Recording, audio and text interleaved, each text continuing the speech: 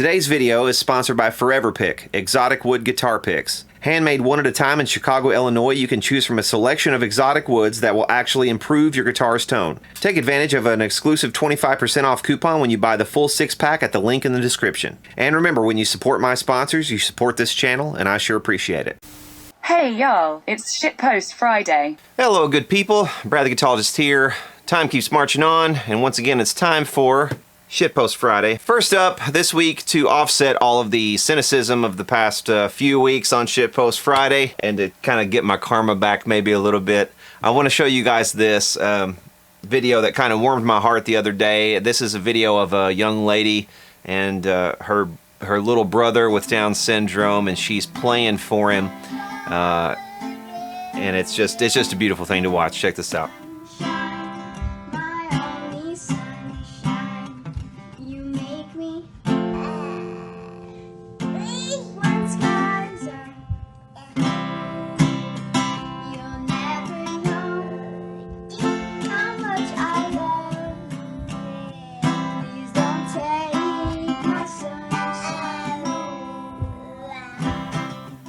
So yeah, just a really touching video. I have to admit, you know, I got a little bit teary-eyed the first time I watched it and thought to myself, you know, my God, what am I doing with my life? You know, oh, it just made me think, you know, I need to treat people better. I need to count my blessings. You know, all the things that you think of whenever you see something like that. It just warms the cockles of your heart. And also, you know, it kind of touched me as well because I used to sing that same song to my now 8-year-old daughter whenever she was real little, and we would sing it at bedtime. So it was kind of a special thing too. But next up, Fender is back in the news this week. They have come out with a Jimmy Page signature model Telecaster. And this after hearing the CEO sort of scoff at the male rock guitar gods of the past in a recent NPR interview. There was probably a misconception in the industry that everybody who bought a guitar for the first time wanted to be a long-haired guitar god. Long-haired guitar god.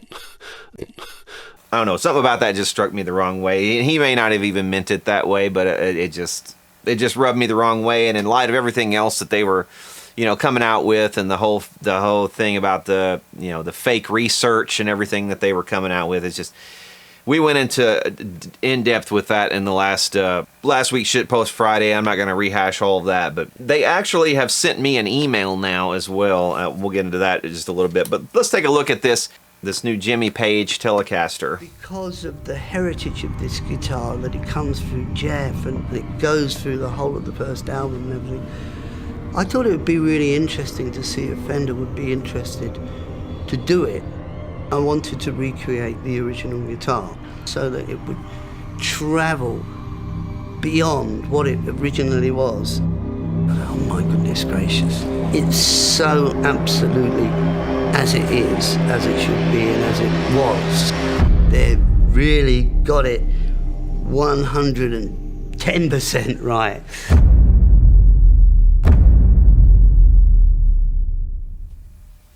So yeah, this is obviously going to be another one of those big money grabs, you know, that the custom shop does ever so often. Both Fender and Gibson do this, and other guitar manufacturers I'm sure do this as well, but Fender and Gibson are the big standouts who do this routinely with their, you know, aging stars that they now want to distance themselves from, apparently, but they also still want those old man dollars too. So, you know, in the interest of getting those old man dollars rolling in once again, they've got Jimmy Page to sign the back of all these headstocks. Up through the 1970s or so, you know, they didn't really do much changing to the Stratocaster or the Telecaster. I mean, they had different colors and things like that, but as far as the electronics and stuff, I mean, it was all basically the same way they were making everything from the beginning of those models. So from the 50s, you know, they did change some shapes of the necks and stuff. They fiddled with things here and there. But overall, you know, the Telecaster and Stratocaster models of the 50s are about the same as they are in the late 60s. So, you know, the Jimmy Page, whatever Telecaster Jimmy Page had would have been this, you know, very similar to everything else they had made. So, you know, slapping his name on it and and having him sign these models and trying to make every little nick and every little, you know, wear mark and everything exactly the same as the original one, which is probably different now than it looked, you know, at the time he recorded Stairway to Heaven, you know. It's just odd. I don't know, to me, it's just, these are the kinds of things that are cool in a way, like if you are geared toward, if you're such a big fan, like of Jimmy Page, you know, you have to have something like the guitar he used on Stairway to Heaven, and it's touched by Jimmy Page, like it's being touched by the hand of God or something, you know, and he signed the back of the headstock, and, you know, so what kind of value does that place on the guitar? If you ask me, I would much rather save my money, whatever it's going to end up being, 12 grand or, you know, 20 grand or whatever they're going to end up charging for this thing. You know, I would rather save the money and put it toward buying an actual old Telecaster. To me, it seems like those would hold their value more than some modern reproduction of something that's old. So I don't know. There's that. Fender is very good at keeping up with what goes on with their brand online. So I think they actually are very good at keeping up with YouTubers and things like that whenever there's talk or whenever there's chatter about their brand. They're very quick to get on top of it. The PR person never emailed me back, though. She had emailed me back previously about the raid in the UK, which still hasn't been resolved. That raid has been going on since April. They raided in April the UK offices of Fender because there was an allegation of, you know, like antitrust, their equivalent of antitrust, basically non-competitive. And they had a raid in April. By August, they were supposed to have come up with, you know, some kind of update, and that's still not been updated according to the CMA's website. The last time I checked it, that is. I need to check it again, but I don't think they've done anything with it. But, you know, my point was, the PR person at Fender, she responded to me when I inquired about that, and she said something like, "Oh, we're aware of who you are. Like Fender knows who I am. Like they watch my videos every now and then. I guess if I talk about Fender products." So I'm sure they've been watching the ones where I've been criticizing them here about their stupid, lame-ass, fake research that they've been doing with Egg Strategy. And I think in light of that, they actually had their guy from their affiliate program, who manages their affiliate program, contact me in an email. I'll read you this email. Okay, so this email comes from the Affiliate Partnerships Manager. And if you don't know what affiliates are, or affiliate links, basically what it is, it's a way for people who make their living online and do like you know, videos on YouTube or do other social media kind of outreach, you know, influencers on the web, basically. Companies set up affiliate programs and they offer affiliate links. So and some of those are in the description to all my videos. You know, I don't try to hide that or anything. Like if you go down in the description of my videos and you click on one of those links, usually those links will be to something. And if you buy the thing that you're clicking on, I get like a very small cut, you know, because I recommended you as a customer. So it's most of those will be kind of affiliate links. There are exceptions, like some of my sponsorship deals and stuff like that are not affiliate links. So those would just go directly to them. But sometimes those will be too, though. But just assume that any of the links in my descriptions are always going to be affiliate links, because that's kind of what you have to do to round out your revenue stream if you want to do this sort of thing and you want this to work, like have a channel like this. I won't go on into all the economics of trying to keep this channel going, but just suffice it to say, if you don't do affiliate links and if you don't participate in this kind of stuff, you're kind of screwing yourself in a way. But anyway, my point is, this gentleman who is the affiliate partnership manager at Fender contacted me and said, "Hello, Fender has recently been building a YouTube affiliate program for their online lessons tool, Fender Play, and we'd love for you to participate." Now, Fender Play was one of the things I was actually criticizing, because they seem to be really pushing Fender Play with their most recent Egg Strategy marketing research. But it says YouTubers earn $15 per trial for every trial they refer. So in other words, if I put this affiliate link and I just start pushing it out to all you guys and I say, "Oh, this is the greatest thing ever, you can learn to play at Fender, fenderplay.com," or, you know, whatever. And I put those links in my description, and they're probably actually counting on the fact that I will mention this for free, even if I'm criticizing it. Some people will click on it, and some people will go check it out, and maybe even become trial members just for me mentioning it. So I mean, any press is good press, right? It's just kind of funny that they contacted me at the time that they did. But it says several folks have done quite well with the program to make it their primary income. How does it work? We'll give you a tracking link, and you place it in your video description and top comments. A shout out or two doesn't hurt either. The tracking link is unique to you, so I know how affiliates work. He didn't have to explain all that.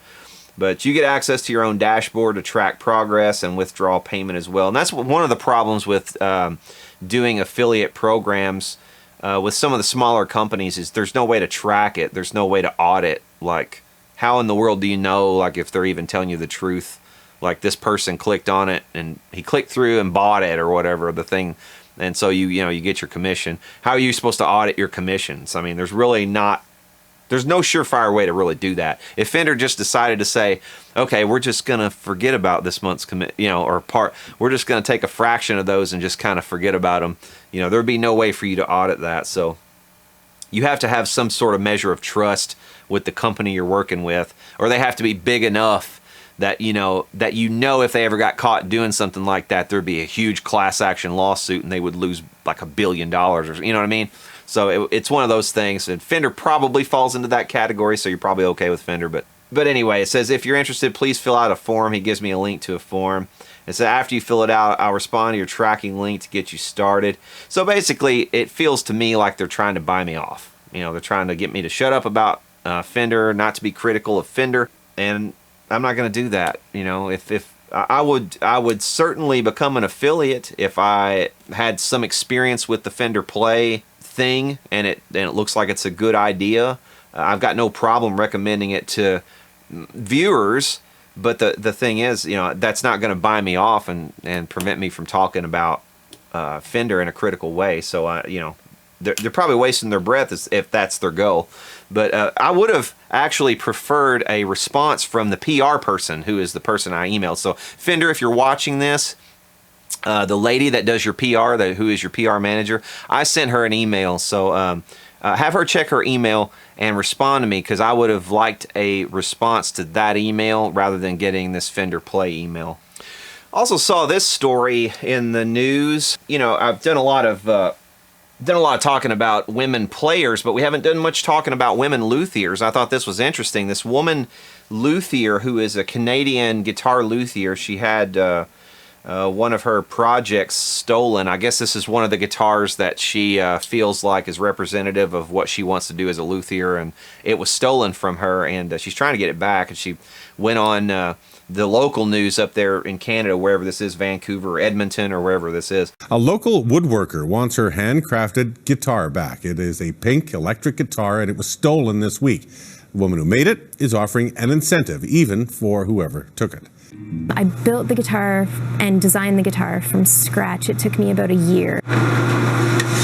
Leila Sidi has been building electric guitars for 3 years under the name Tuna Tone. This dusty pink one with brass and cream accents means a lot to her. It's the only piece of work that I have right now that kind of represents where I'm at and what I'm capable of as a guitar builder. Over the summer, Sidi showed it off at a couple guitar shows in Vancouver and Montreal, but now she doesn't have it. And it had just sort of arrived back home, and this happened. Monday night, someone stole it along with some electronics from her friend's place. I feel just sadness and some grief, and I just would really like it returned. Sidi filed a police report but says she doesn't want anyone to be punished. She's even willing to give a cash reward to the person who gives it back. My attitude toward thieves is death to all thieves. We need to bring back cutting off their fucking hands.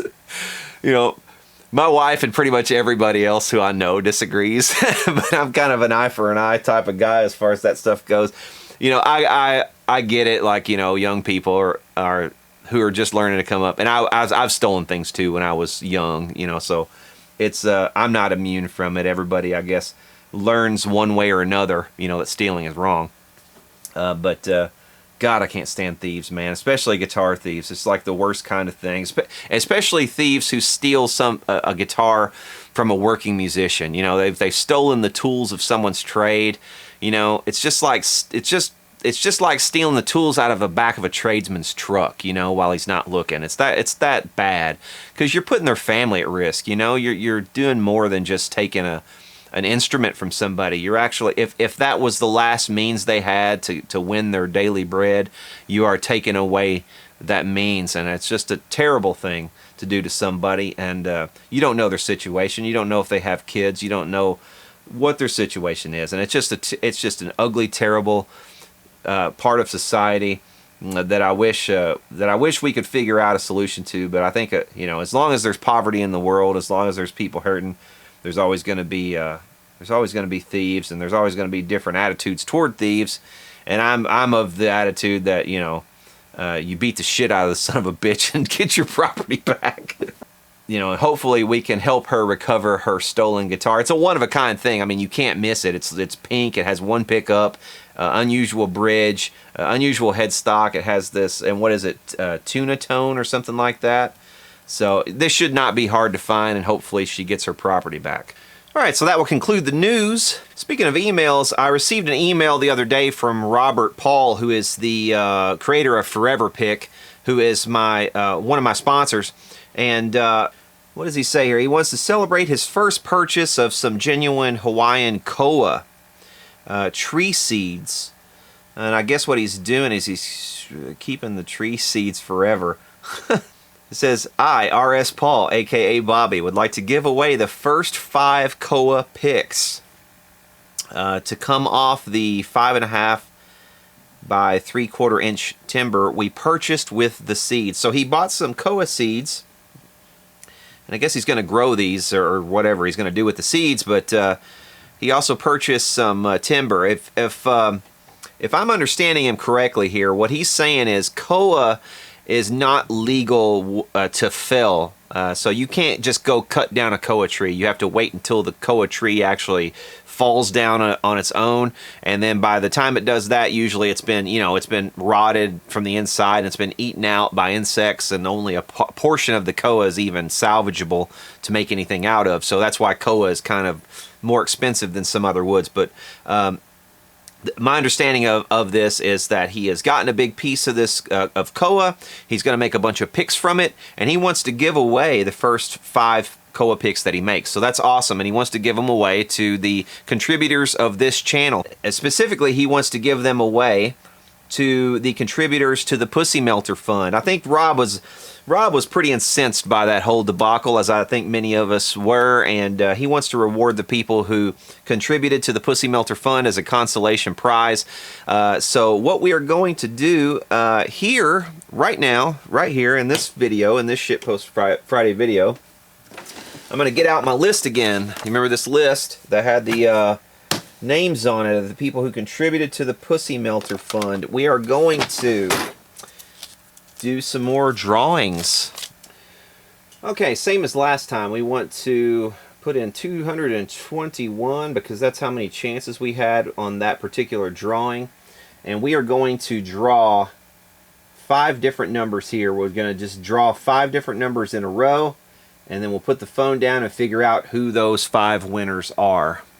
Okay, so here we go. First number in 3, 2, 1. The first number is 124. Second number, 179. Third number, 153. See what I mean about kind of being in the middle on the random number generator? Fourth number, 132. 132. And the fifth and final number, 150. Man, they were all pretty much grouped right together there. Okay, so we have our list of numbers here, and now what we're going to do is we're going to count down and figure out who these winners are. So let's get to that. So I'm just going to start from the top here, and I'm going to add up these numbers. Steve was the winner of the Pussy Melter pedal. So Steve still has his chances to win one of these picks, but he didn't win anything here, obviously. So let's start at the top here. We have 4 plus 10 plus 16 plus 2 plus 2, 1 plus 6 plus, here we're at 119. Okay, so it looks like all of our winners are going to be from this back page. So right there is 121. William, you just missed it. So that'll be 122, 23, and 24. So Scott Hewitt, so you have won a forever pick. Congratulations, Scott. Let's see, we've also got a 132 we need to find, so let's keep going. There's 125, 26, 27, 28, 29, 30, 31, and Richard Bishop will be number 32.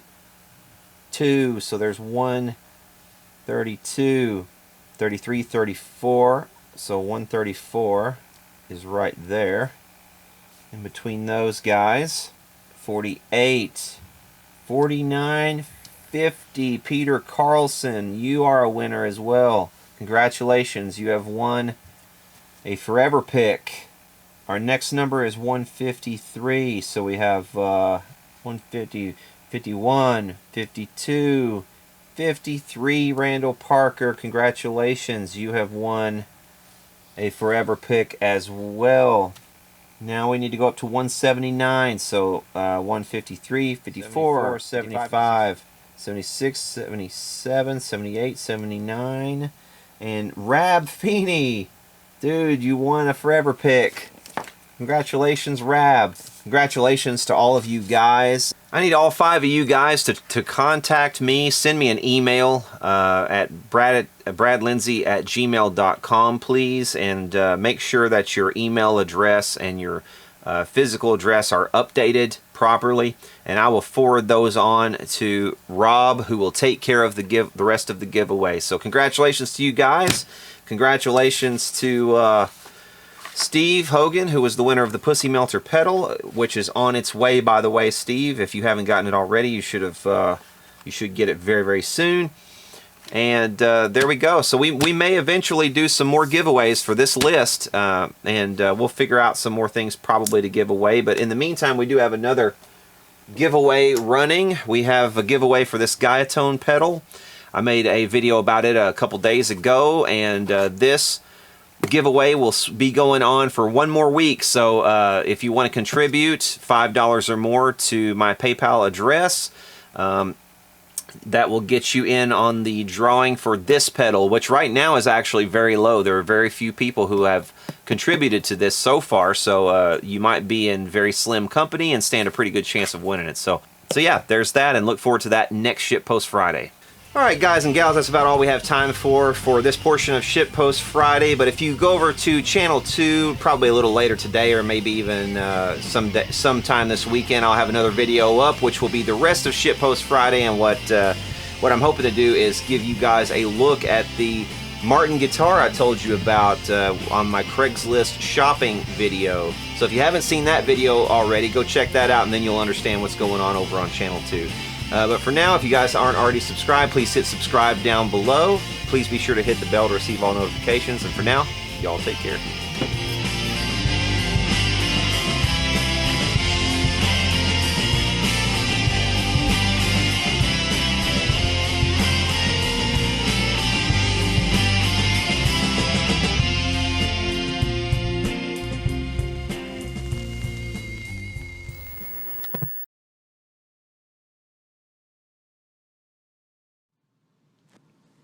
Okay, are you ready to do it? You want to do Sunshine? Okay.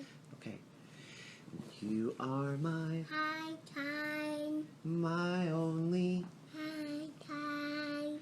You make me Happy when skies are. day. You'll never No dear.